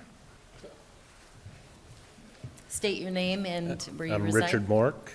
I currently live in the Millington district, and I actually had not heard of any of this expansion until 2 days ago. And so I guess a lot of my concerns were actually addressed. You know, taxes, like there is no city sewer in Millington. It's going to be a horrific project and expense to put one in. And I had lived in Inglewood when Northwest Natural came in. I filled out the paperwork. I will buy a natural gas heat pump or heating system, stove, all the stuff. Would talk to them. Oh, it'll be a year and a half, 2 years. Year and a half, 2 years. Year and a half, 2 years. 10 years later, I bought property and built a house somewhere else. But I actually really enjoy like the whole idea of seeing this area improve. I'm not so sure that all of Millington is great for it. The top of the hill south of Bunker Hill, there's probably 120 acres undeveloped in there. Might be great, you know, expanding into that area. So I'm not saying I'm totally against it. I think that I'd love to talk to this lady that left just to see kind of their perspective. But I would hope that there will be some more public comment or invite public to address their concerns when we get closer to annexing. And I would actually be interested in talking to people about development of Coos Bay. I think I've talked to Joe years ago. Mm-hmm. I've talked to a couple other people when I used to work inside the city limits, but just... Well, you can call me anytime, believe me, and we'll sit on it and go into detail and discussion on this. And, you know, Stephanie, this is your meeting to run, but I can tell you that you're right. You know, this is not where we had started. We were heading in another direction, and because of some technicalities that are unique to us, I guess is the best way to put it, from the consultant, we're addressing all the potential urban areas to talk about. Millington is probably not one that we're going to be willing to do because of what you just stated, the infrastructure that would have to go in and be taken care of. On top of it, again, to be annexed in, you have to vote it in and want it, or it's not going to happen. I mean, we would go out there, you know, I talked to Adam Palmer, same thing, he lives in that area. We would have to go out and say, okay, this area, are you going to vote it in or not? If you don't, then you don't. It's not going to happen. Am I right, Chelsea? I mean, it's just not. And the services are going to be hard there. We're looking more the other way because we do have sewer. We do have, there's fire services out there. The chief was here, Charleston Fire Services. So those are all there. Water is there, everything's there. So it's much easier to go that, and it would be in pieces, bites, not the whole area. Yeah, and I'm not just concerns with just Millington. Sure. And I agree, like Charleston area, the topography and layout of it would be much easier to do these So improvements. Is there a way that you could leave your contact information with Chelsea? Sure. Maybe, do we have a sheet somewhere that he could leave his name and phone number, and that way we can connect with you that way and Yeah. keep you apprised. And call me. My number's on the website. Give me a call Okay. and we'll have coffee. Yeah, and I discuss think it. the only other concern on that is, and this is, if people look nationwide, there's lots of changes in zoning around the country that are affecting a lot of communities, and you get online and I mean, my sister's living in an area, they're totally rezoning and no more chickens, no more, no more of this and that, and it concerns people when their area is being moved into. That's all. And there would be a lot more public comment Right, before things and- happen too. Okay. Yeah, there's a very public process to Right. even start the annexation Yeah. process. Or so. even the UGB, it'll be more public comments Yeah. too. Okay. Well, thank All you. right. It's good to see you. Thank you. Thank you for coming. Yeah, if you get to, Christine, I think, has this sheet. Any further public comment for the Urban Renewal Agency? All right, then we will move to the consent calendar. How does the agency want to proceed? I'll make a motion to approve the consent calendar as presented. I'll second. All right, we have a motion and a second to approve the consent calendar. Any discussion? All those in favor, say aye. Aye. Aye. Aye. All opposed? Motion carries. Our next item is a public hearing for consideration of supplemental budget for 2024-2025 fiscal year. Approval would require adoption of Resolution 25-01. Good evening. What you have before you is the supplemental budget for fiscal year 24-25. This is to true up the appropriation authorities the agency gave us at the beginning of the fiscal year to make sure we are complying with local budget law. We want to bring all those appropriations to actual. At the beginning of the year, we budget for what we estimate the carryover to be. So if it's additional or less, we want to bring it to actual. We're additionally adjusting for the interest received this year, transfers between funds, additional loan proceeds, and some insurance proceeds for 891 Front Street. If you have any questions on any of the categories, I can answer those. All right, are there any questions? All right, how would the agency like to, oh, wait, I'll open up the public hearing. Do we have anyone that would like to make any comments? I will close the public hearing. And how would the agency like to proceed? Jacob, were you going to say something? nope. I'll make a motion to approve a Resolution 25-01. That wasn't even a, maybe nope. I'll second. Sorry about that. All right, we have a motion and a second to consider adoption of Resolution 25-01, approving a supplemental budget for fiscal year 2024-2025. And just for the record, she did get you to say something. Next one's gonna be really long, get ready. And a second. Any discussion? All those in favor, say aye. Aye. Aye. Aye. Aye. All opposed? Motion carries. Our next item is adoption of Resolution 25-02, approving an intergovernmental agreement between the City of Coos Bay and Urban Renewal Agency for du jour financing. As stated in ORS 457, urban renewal agencies operate under tax incremental revenues. Those revenues can only be spent towards payments against debt service. There's two ways to get access to those operational revenues. One is lengthy and costly process of conventional financing, going out for requests for financing, banks responding, financial advisors, bond counsel. This process is intended to cover long-term, large-dollar capital projects. The second option is de jure financing. It's a short-term, quickly repaid loan that's initiated and done with the assistance of the city. The city will loan the funds, and the URA will immediately repay those funds with 1% interest. This process is intended to cover current year short-term projects already identified within the district's plans, such as the improvement program grants. What you have before you is Resolution 25-02 to approve an IGA between the city of Coos Bay and Urban Renewal Agency and authorize de jure financing up to $2,062,450. All right, how would the agency like to proceed?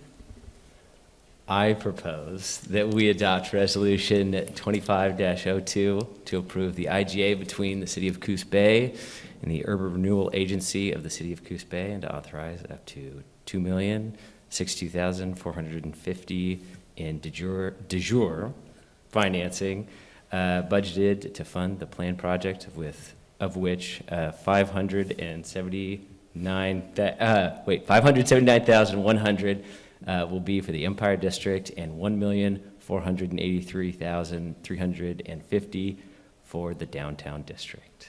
Second. You stated that so well. I will just say that we have a motion to adopt Resolution 25-02 to approve the IGA between the City of Coos Bay and the Urban Renewal Agency. And a second. Any discussion? All those in favor say aye. Aye. Aye. Aye. All opposed? The motion carries. Nicely done. And with that, I will go ahead and adjourn the Urban Renewal Agency for the City of Coos Bay. And then I'll call the Coos Bay City Council meeting back into session, and we'll go into executive session. So, but there'll be no more further action taken this evening by the council. So thank you, everyone, for attending. All right, and we'll take a short break and come back into session. And Christine will be so nice to read what we need to go in executive session. City Council will now meet in executive session pursuant to ORS 192.660 2E for the purpose of discussing real property transactions. If the council intends to come out of executive session to take final action, the presiding officer shall announce when the open session will begin again. Representatives of the news media and the designated staff shall be allowed to attend the executive session. All other members of the audience are asked to leave the room. Representatives of